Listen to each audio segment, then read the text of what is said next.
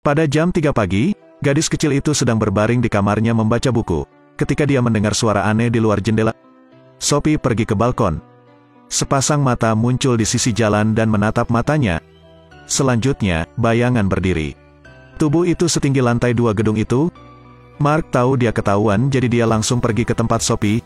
Sophie berlari ke tempat tidur. Tapi tangan besar Mark meraih Sophie. Mark membawa Sophie dan melarikan diri. Mark cepat dan tahu cara menyamar. Seseorang lewat. Mark langsung berubah menjadi lampu jalan. Sebuah mobil lewat. Mark berbaring di atas truk, berpura-pura menjadi tumpukan barang. Beberapa orang keluar untuk membuang sampah, dan Mark berdiri di antara 2 pohon besar. Mark berlari melewati ladang. Mark melakukan lompatan jauh. Mark melompat ke depan. Mark membawa Sophie bersamanya, melintasi pegunungan tinggi, lautan luas, terbang menembus awan guntur dan kilat. Akhirnya, mereka sampai di sebuah gua besar. Ada banyak jenis benda aneh. Sophie digantung oleh Mark di pohon. Sophie melihat keluar. Di sini, Mark sedang mengasah pisaunya. Di sisi lain adalah jendela. Sophie ingin bersembunyi. Sophie naik ke sana. Dia baru saja membuka jendela ketika Mark membentak panci panas. Sophie sangat ketakutan. Di mana saya? Tanah raksasa. Mark mengatakan ada banyak raksasa yang berspesialisasi dalam kanibal. Ada juga panggilan khusus.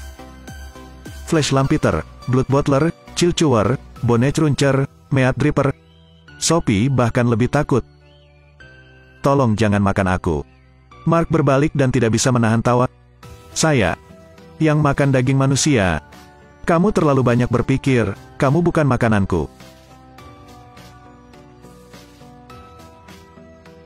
Kemudian, Mark, yang baru saja memakan sepotong besar labu lengket itu, menjelaskan kepada Sophie. Mark tidak menangkap Sophie karena ingin memakan Sophie. Mengkhawatirkan Sophie akan berkeliling membicarakan keberadaan raksasa, dan mengekspos ras mereka. Sophie mengetahui bahwa Mark bukanlah orang jahat, jadi dia berkata, "Aku akan melarikan diri." Mark bilang di luar berbahaya. Jangan sembarangan kehabisan. Mark menempatkan Sophie di menara observasi sebuah kapal besar agar dia bisa bermalam di sana. Tapi setelah menunggu Sophie tertidur, Mark pergi ke depan air terjun sambil menarik joystick. Sebuah jembatan jatuh. Mark pergi ke kantor. Bagian dalam botolnya cemerlang. Itu adalah impian pria. Mark memegang botol. Merah berarti bagian dalam botol adalah mimpi buruk. Kemudian Mark memainkannya sebentar, mengangkatnya, mengayunkannya ke depan dan ke belakang. Sophie terbangun. Sophie melihat Mark tertidur lelap. Sophie melepaskan ikatan tali dan menggunakan tiang untuk membuka jendela. Sophie melarikan diri. Di rerumputan tinggi, Sophie berlari sekuat tenaga. Tiba-tiba, sebuah lengan besar muncul, menghalangi jalan Sophie. Sophie meminta bantuan. Tapi Mark yang berdiri di dekatnya memilih untuk duduk dan menonton dan tidak peduli. Dia membiarkan Sophie diangkat. Dia dilepaskan ke mulutnya.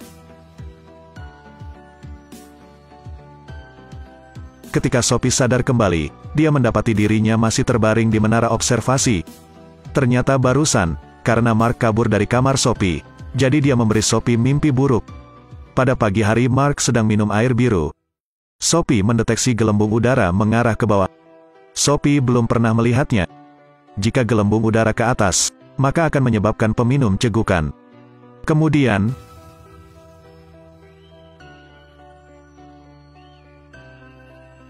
Mark senang. Tapi suara kentut mengarah ke tamu tak diundang.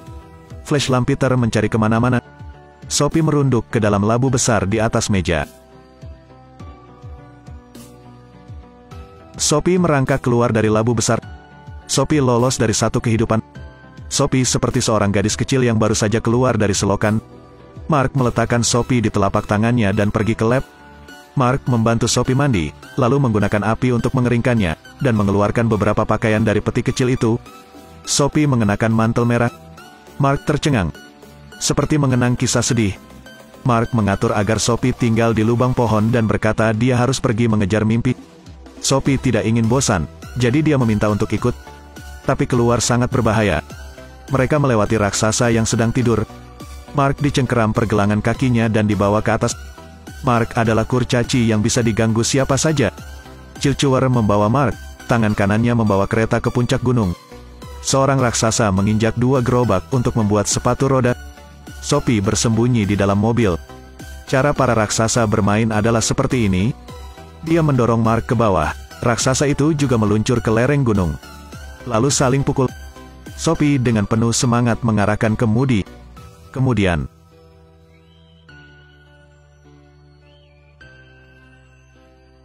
tidak tahu siapa yang harus berduka. Saat ini, awan gelap memenuhi langit. Kemudian hujan turun dengan deras. Dan raksasa sangat takut air. Mereka berlindung dari hujan. Mark memasukkan Sophie ke dalam sakunya. Akhirnya mulai jalan. Mereka mengikuti lereng gunung, melintasi awan, pergi dari siang ke malam, dan akhirnya mencapai alam mimpi. Mark berlari, terjun ke air dan langsung pergi ke dunia lain. Sophie melompat ke dalam air. Gravitasi terbalik. Mark membalikkan Sophie dan berkata sambil berpikir, disinilah semua mimpi dimulai. Di sini, Mark melihat mimpi kuning. Mark tidak menangkapnya. Saat berhenti di depan Sophie, Mark menangkapnya. Kemudian mereka pergi ke dunia manusia. Menangkap mimpi hanyalah langkah pertama. Yang utama adalah menghancurkan mimpi itu. Mark menjatuhkan mimpinya ke megafon, mengembuskan napas ke arah bocah itu. Mimpi memasuki otak melalui pernafasan. Malam itu, anak laki-laki itu bermimpi sangat indah. Mark menemukan bahwa karpet di tubuh Sophie tidak ditemukan dimanapun. Dan dia akan diendus oleh raksasa lain. Raksasa itu mengetahui keberadaan Sophie. Mark membawa Sophie kembali ke bekas panti asuhan.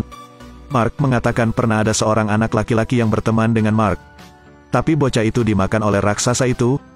Mark tidak ingin itu terjadi lagi. Sophie sangat sedih. Sophie tidak ingin pergi ke panti asuhan. Tidak peduli betapa berbahayanya itu, dia tidak takut. Sophie menerima ancaman pembunuhan. Mark lembut. Mereka kembali dan mendiskusikan cara agar tidak terdeteksi. Tetapi pada saat ini, raksasa itu masuk. Dia mencari Sophie. Dia mematahkan semua mimpi yang ditangkap Mark. Jadi, Mark akhirnya marah. Dia menyerang dengan api, lalu dengan air. Kalahkan para raksasa. Tapi bukan caranya. Jadi Sophie menemukan cara sekali seumur hidup untuk melakukannya. Aku punya rencana. Rencana apa? Kita akan menemukan ratu. Mark membuat mimpi buruk bagi Ratu Inggris. Itu adalah adegan sekelompok anak yang dimakan oleh raksasa. Untungnya, sekelompok orang mengepung raksasa itu. Mark menempatkan Sophie dan dirinya sendiri dalam mimpi itu. Masukkan mimpi yang sudah jadi ke dalam mixer. Lalu biarkan adegan menyatu.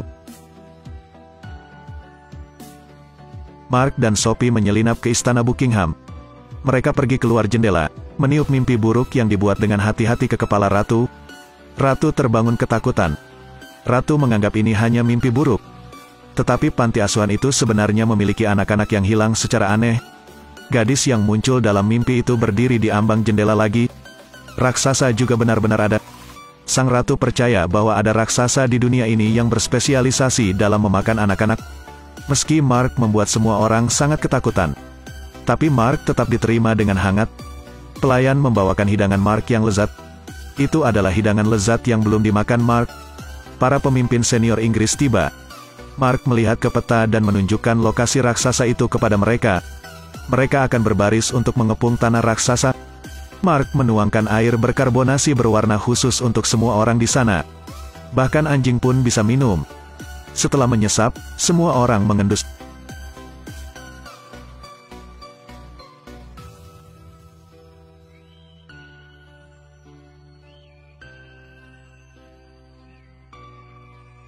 Berangkat ke tanah raksasa. Ratu mengirim pasukan. Menjelang malam mereka telah mencapai negeri raksasa. Mark menciptakan mimpi buruk bagi para raksasa. Karena dia ingin mereka tahu bahwa kanibalisme itu salah. Tapi megafon yang menggagalkan impian Mark jatuh di istana Buckingham. Jadi Sophie mengambil mimpi buruk itu dan melemparkannya ke para raksasa. Tapi dia membangunkan raksasa. Sophie membuat para raksasa lainnya mengalami mimpi buruk. Mereka menyesal memakan daging manusia. Flash Lampeter masih belum bertobat. Dia akan memukul Mark. Pada saat ini, helikopter mengikat pergelangan tangan Flash Lampeter. Pasukan khusus turun dengan semangat berperang. Mereka menangkap raksasa itu dan mengangkatnya ke udara. Angkatan udara membuang raksasa ini di pulau terpencil. Kemudian jatuhkan tumpukan besar labu dengan bijinya agar bisa tumbuh sendiri. Setidaknya ada sesuatu untuk dimakan. Mereka hanya bisa menjadi vegetarian. Mereka tidak bisa makan daging. Sophie bangun di tempat tidur di Istana Ratu. Sophie membawa kenangan indahnya tentang raksasa yang hidup bahagia. Karena di dalam hatinya sangat jernih, bahkan jika ada kegagalan dan penderitaan di masa depan, akan selalu ada seseorang di tempat yang jauh yang diam-diam melindungi mimpinya.